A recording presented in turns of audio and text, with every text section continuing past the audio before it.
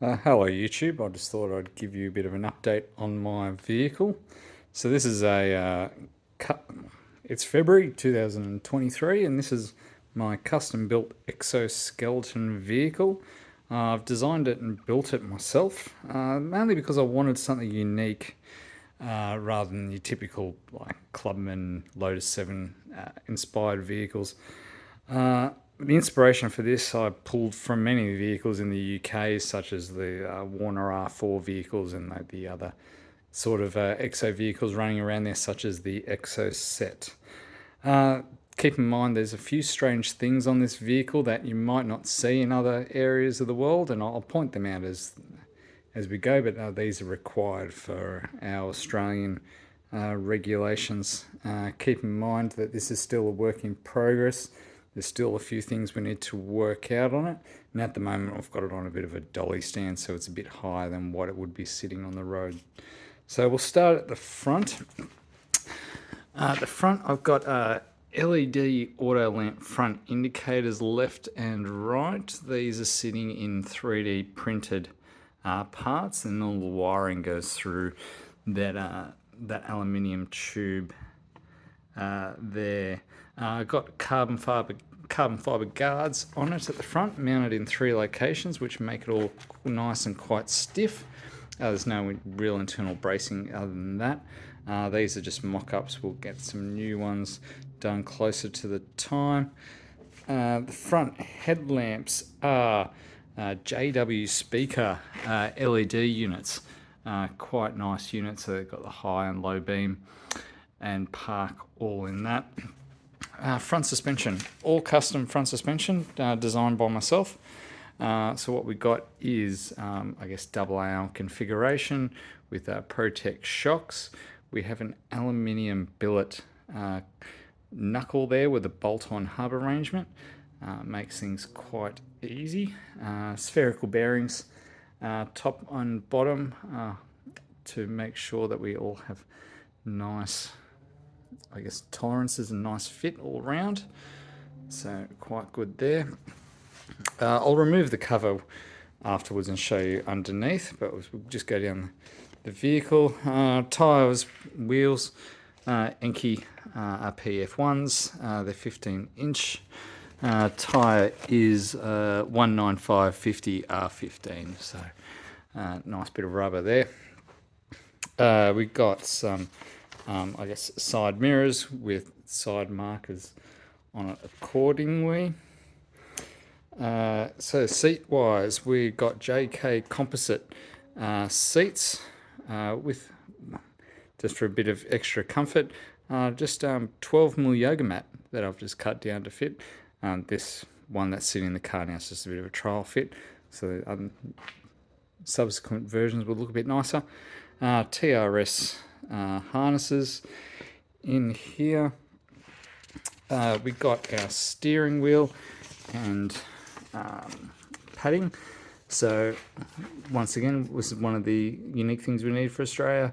We need padding for the steering wheel just in case you hit your head on it in a crash. So that was a custom mold, 3D printed mold with a 2-part closed cell polyurethane for that. Indicators, just normal stalk, but we 3D printed some parts to make the auto cancelling, if I'm going to get it to work. So that's all good. R1 clocks. Once again, another one of the requirements for Australia. We need padding on the dash with you if you're within a certain distance of the dash. It's mainly for the passenger, but I thought I'd extend it through to the driver as well, just so it looks consistent. This padding was actually chin guards off a bus. I knew the manufacturer, had a chat with them, and they were able to produce me units without the steel inside. So I've been able to get them and then bend it around the tube that's at the front. So nice. I think it's a nice way to solve that problem. Moving back towards the business end, we have more LED I guess side lamps. So these are your side indicators. A quirk of the rules, you can go, I think it's like 2.1 meters from the front of the vehicle for your side indicators. So, and all the visibility is towards the back. So hiding it behind the front roll hoop there meets the requirements. So I'm just having a look at my notes here. Oh, some things I forgot in the front, sorry. So yeah, park brake. Just a standard mechanical park brake. That's actually off a off-road trailer. We have a big trailer industry in Australia for caravans and so forth, so buying components like that is very easy to do and very easy to operate and very nice indeed. Operation for our 6-speed sequential gearbox. You'll notice there that I had to have the order of the gears. I have to have that on the gear stick. So that's another quirk that we have here. And you'll see this dirty big disclaimer. So that's a warning I've got to have visible in the car to tell everyone that it hasn't been crash tested to all the Australian design rules or the EC requirements for that. But if someone's looking at this car and thinking it's been crash tested, yeah, I don't know. It is what it is. So what we have also here is what I'm calling my periscope tube. It's where I've got some additional switch gears on it for horn and hazards, and I'll have the reverse activation through there. But it also proves a nice way to get the cabling from, I guess, the back of the engine all the way up through to the main clocks. So that worked out quite well. So I'll go back to the back of the car now. So we have our fuel tank and airbox, which is all the 08R1 gear. We have just a bit of an ugly box here. That's for the ECU and fuses and relays and so forth. I'll be cleaning that up later with a nicer 3D printed part to kind of blend it all in. Rear lamps. These are once again LED auto lamps. They're stop,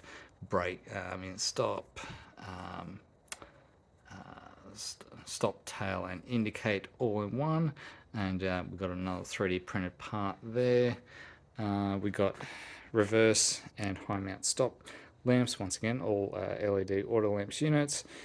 Just a radiator in there, plumbed exactly the same as the Yamaha bikes. We don't have any issues there. We have a catalytic converter underneath there, which is from a Subaru Impreza. We need to do an emissions test on this vehicle, so I needed to try and reduce emissions as much as possible, and that was the nicest fitting cat I could find. We've got a stainless steel tri-flow muffler jammed in there. Once again, we need to keep this in quiet for local regulations, so that is helping us get down for that. Rear suspension, all custom designed and built again for myself. Protec shocks, aluminium billet, rear knuckle.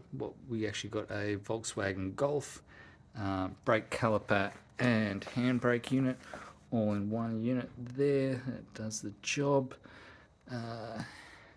Diff wise, we've got a chain drive Quaife diff in there. That all works there. The chain adjustment, it's a pivoting style diff carrier with pivoting arms underneath to give us all our chain adjustment. We've got custom length drive shafts all in there, all custom made. Come around this side, the wiring's a bit of a mess, but yeah, unfortunately we've got a dirty big charcoal canister there, which is what we need for regulations. Very nice lightweight LiPo battery to power everything. Reverse wise, we've got a starter motor from a Toyota Yaris, so that goes in there. There's actually a sprocket attached to the front sprocket. There's a gear attached to the front sprocket, and that's what the starter motor turns. There's also an idler gear to help with chain wrap. So basically, for this reverse, the chain goes in reverse direction, driven by the starter motor, and of course we'll have to be in neutral for that to work. So that will be some more electronic wizardry there. I'll now take the front cover off and show you what's underneath there. So here it is without the front cover on it, so please excuse the wiring. We're still trying to just clean it up a little bit. So the steering system at the front, this is, I guess, quite an interesting one. We have a Toyota Yaris steering rack from I guess, a electronic power steering vehicle. So in these vehicles, the motor is up on the column, so the rack is a manual rack. So we've been able to get one of those. For the intermediate shaft and the column, we actually used components from a hydraulic power steering Yaris. And all the units fit together. So we've been able to build a completely manual unit using modern components. So yeah, quite happy about that. The rack, well, the lock to lock on this system is about 2.6 turns lock to lock, so it's quite good. Not as quick as I guess a 2.4 turn rack, but still quite nimble. Pedal box is just a generic floor mounted pedal box from, I think it's Racing Pedal Boxes.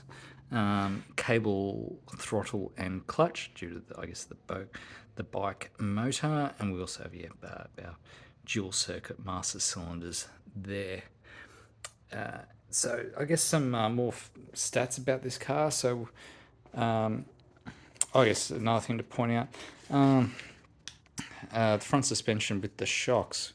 We extended the front shocks and gave them a bit more length with this aluminium member there, and that's all about load path and getting the stiffness of this vehicle up. So as part of our local requirements here, we had to do a torsional test of said vehicle, and we got a physical test of around a bit over 6,000 Newton meters per degree, so quite stiff for a vehicle of this size, style and weight. We also weighed it quite recently too, and we got about 385 kilos, so that didn't have any fluids in it, but yeah, I was quite happy with that number. So hopefully once we continue just to add the finishing touches, we can still get that. If I can keep it less than 400, I'll be quite happy. Another things we had to do was full bump steer checks on this vehicle, and our bump steer was basically negligible, not even measurable in some respects, so that was quite good.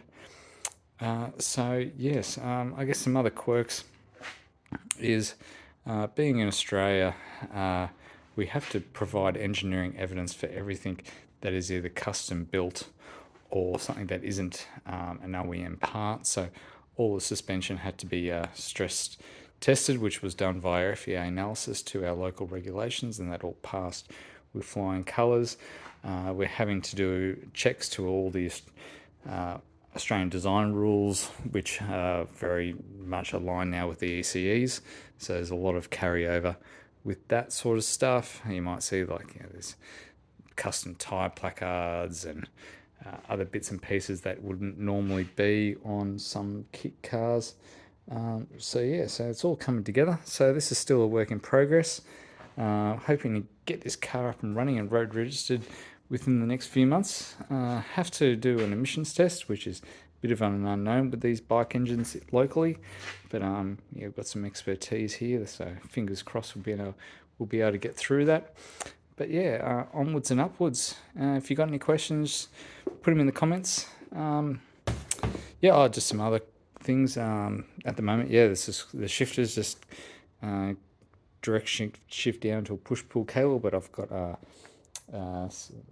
one of the flat shifter kits that will go on that with paddles that will go on the steering wheel, so that will be another addition once I get the linkages all sorted for that. But if you've got any questions or anything, more than happy to answer them. Throw them in the comments, and love to hear your thoughts. Thanks. Bye.